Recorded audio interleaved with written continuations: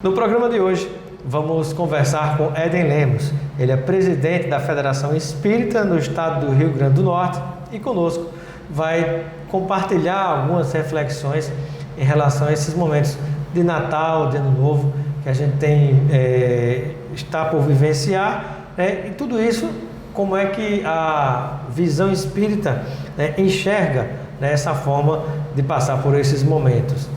Seja bem-vindo, Éden Lemos, ao nosso Espaço Cidadão. É um prazer, Robson, estar mais uma vez aqui com você e todos os seus seguidores. É sempre uma alegria muito grande. Prazer tê-lo conosco, Éden. Gostaria que você pudesse, inicialmente, conversar um pouco conosco sobre esse período de Natal. Antes de falar de Ano Novo, dessa virada, dessas comemorações, mas Natal que simboliza, na visão que a grande maioria das pessoas conhecem, que é o nascimento de Jesus Cristo, que horas é atravessado por olhares comerciais e ações comerciais que pensam mais em Papai Noel do que em Jesus Cristo. E aí, o que é que a visão espírita tem a nos dizer em relação a essa questão? Bom, Robson e todos vocês que nos acompanham nesse instante, é muito importante a gente compreender que o Natal já está dizendo nascimento de alguém, e especialmente nesse 25 de dezembro, a gente tem a grande memória do nascimento do nosso inesquecível Jesus. Para o Espiritismo, Jesus é muito importante. Ele é o guia e modelo da humanidade. Jesus foi aquele que Deus, o Pai, escolheu para servir de guia e modelo para toda a humanidade. Então Jesus não é só dos cristãos, como os cristãos afirmam, mas na verdade ele cuida de todas as culturas, ele cuida de todos os seres humanos. O seu rebanho não é um rebanho sectarista, um rebanho de só daqueles que o aceitam. Nós humanos muitas vezes temos essa visão, mas a visão espírita de Jesus ultrapassa esses limites da religiosidade, de uma tradição cristã, seja dogmática ou não, mas Jesus, ele é o governador espiritual da terra. O seu rebanho são todos os seres humanos que habitamos o planeta. Inclusive o próprio Jesus Cristo, ele não criou nenhuma religião específica, Ele trouxe uma mensagem no nível de evolução que estava a humanidade, ainda, digamos assim, muito, abaixo até do que se entende como humanidade, Eu acho que ele gerou um impacto na forma de ser, de agir, de pensar, de tratar os outros, Eu acho que talvez o grande legado que está nessa mensagem dele junto à humanidade foi esse, Exatamente. Se nós pudéssemos focar na essência do pensamento ético de Jesus, a gente vai observar que ele faz uma síntese, primeiro, de que um Deus que é Pai, que cuida de todos nós. Isso está muito bem exemplificado naquela parábola do filho pródigo. Sim. Aquele pai que não pune o seu filho, aquele pai que não bloqueia a oportunidade do filho experimentar-se no mundo. Ele orienta, ele acompanha e ele aguarda que ao longo da experiência ele amadureça. Observe que o pai da parábola do filho pródigo é a grande representação de Jesus do Pai, que é Deus, que para nós espíritas é a inteligência suprema, causa primeira de todas as coisas. Então, é uma visão que ultrapassa os limites de uma religião ou de alguma tradição. Para nós espíritas, mais uma vez, o resumo da mensagem de Jesus é fazer ao outro o que nós gostaríamos que o próximo nos fizesse. Essa é a grande síntese. Quando a gente faz isso, a gente ama a Deus, ama o próximo e se ama também. Porque ninguém consegue amar o próximo se não se amar. Que aí é o diferente de egoísmo, porque é auto-amor, é outra coisa. Então, essa visão espírita, ela leva Jesus para a humanidade. Jesus cuida de todas as culturas, de todas as tradições religiosas. Ele tem um grande exército do bem, do amor, que está acompanhando toda a humanidade. Então ele não tem partido por cultura nenhuma, ele cuida de todos. E ele mesmo disse, né, Robson, que o rebanho, as ovelhas que Deus colocou em suas mãos, nenhuma delas se perderia. Então, para nós espíritas, o rebanho de Jesus está no planeta Terra como um todo. E Jesus não é só dos cristãos.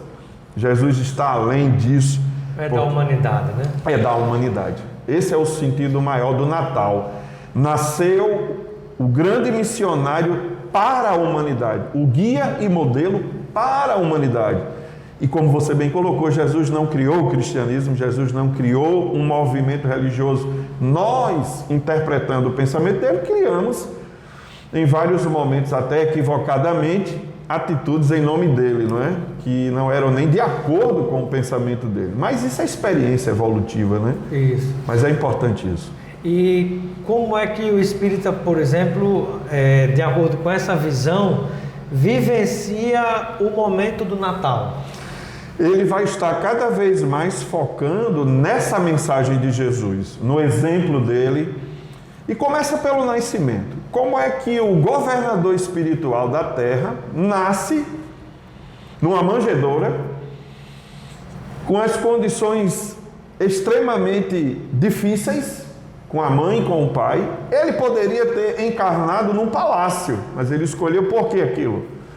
Porque na nossa visão, cada movimento da vida de Jesus é um ensinamento libertador e orientador para nós. Com base na humildade, sobretudo, né? Exatamente, humildade. Éden, e você falou sobre essa questão da humildade como uma grande mensagem de Jesus, né? Do compartilhar, do dar e do doar. E eu percebo que muitas pessoas esquecem da figura de Jesus e focam mais na figura do Papai Noel e do presente, quando a gente imagina esse momento do Natal. Qual é inclusive chegamos a ver coisas tão, eu até diria escandalosas, né? Como uma família com várias armas na mão, pai, mãe e filhos com armas na mão, atrás de uma árvore de Natal, comemorando o Natal. Um deputado, se não me falha a memória, nos Estados Unidos, né? Mas de modo geral, né? Qual é a mensagem espírita para aqueles que ainda não entenderam, né? Que não é o Papai Noel, é Jesus.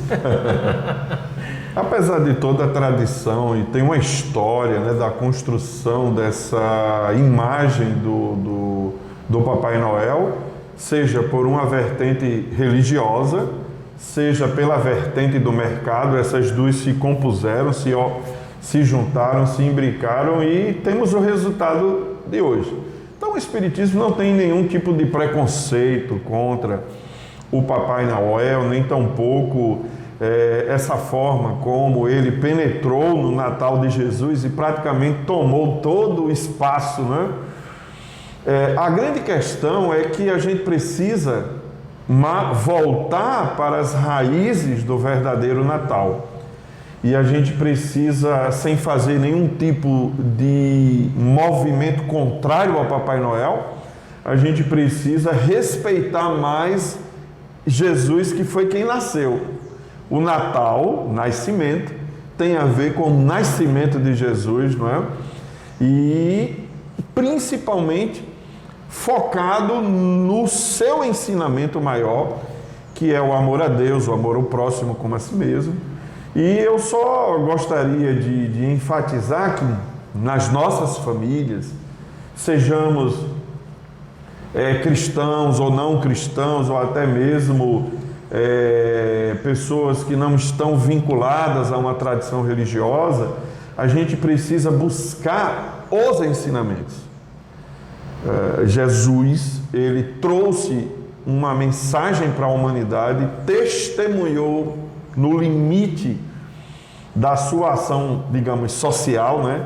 Para que a gente despertasse para a importância da valorização do humano, mas também da valorização de todos os seres que habitamos a Terra. Porque Jesus, ele falou no próximo, mas ele não disse o próximo humano, né? Então o Espiritismo também traz para nós a preocupação com a natureza que está aí, os animais, as plantas, todos os seres que habitamos os grandes... O cuidado com a terra. Com a terra, que a gente precisa também entender que como seres humanos, nós fazemos parte dessa família e precisamos cuidar. Então a mensagem do amor é uma mensagem que na visão espírita vai para além do humano, envolve toda a realidade de vida na Terra. Interessante, né? A turma tirando selfie com Papai Noel, né? Mas você não vê tirando selfie com a imagem de Jesus, né? Só para descontrair um pouquinho. Mas, Éden, e quando a gente pensa em outro momento que a gente também vivencia nessa transição de um ano para o outro, né? O período das festas, como se diz, né? Tem o Natal, o nascimento de Jesus, que é importante que a gente lembre mais da mensagem dele, né, do que no próprio Papai Noel. Mas quando a gente pensa no ano novo, nessa mudança de ano, qual é a simbologia, o significado que a visão espírita tem a compartilhar conosco? O Espiritismo valoriza muito a gente pensar a nós mesmos e a nossa vida através do caminho do autoconhecimento. À medida em que a gente se autoconhece, a gente identifica as nossas más paixões, as nossas imperfeições, e com base nos ensinamentos do amor que Jesus nos deixou, a gente vai se trabalhando para transformar essas imperfeições em aperfeiçoamentos na direção desse amor incondicional que Jesus nos apontou e aponta na sua mensagem. Então, o Ano Novo, além desse momento de festividade, de reunião familiar com os amigos, enfim, socialmente, né? A gente precisa compreender que é um momento de reflexão, um ciclo de 365 dias, digamos assim, em média, né? Ele foi concluído. O que é que a gente fez nesse ano? A gente buscar um pouco mergulhar em nós mesmos, pensar como a nossa existência ela se desenrolou nesse ano, entende? Para a gente poder se posicionar como se, entre aspas, estivéssemos nos planejando para o próximo ano, reforçando o que de bom a gente fez e construindo ações que minimizem aquelas atitudes que a gente compreende que não foram legais, que não nos ajudaram a sermos seres humanos melhores. E é essa a perspectiva da renovação de oportunidades. E quando a gente consciente desses pontos que você colocou, né?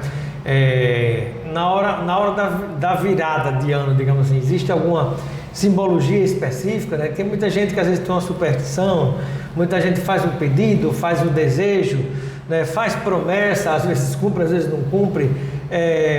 Qual é a visão que a gente pode compartilhar nesse sentido?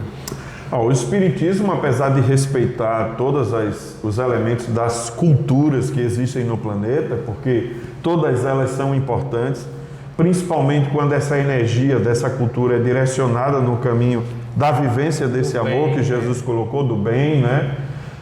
A gente respeita, mas o Espiritismo traz para a religiosidade humana uma perspectiva nova, que é unir fé e razão, por isso a fé raciocinada. Então nós não temos essa perspectiva de existe alguma forma, algum ato, alguma atitude que vai favorecer que as coisas melhorem. Não.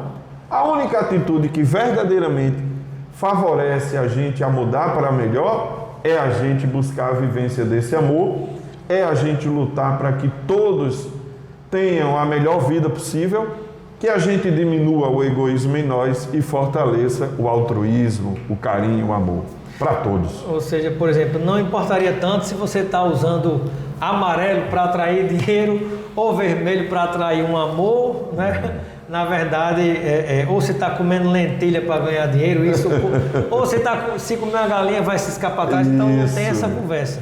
Na verdade, acho que a grande importância, né, e essa visão espírita também, talvez de você pensar, mentalizar, desejar de coração e mente coisas boas para você e para as pessoas que tenham, digamos assim, a chance de melhorar as suas vidas. Se alguém melhor e melhorar a vida das pessoas também. Exatamente, exatamente. O melhor não só para mim, isso seria egoísmo.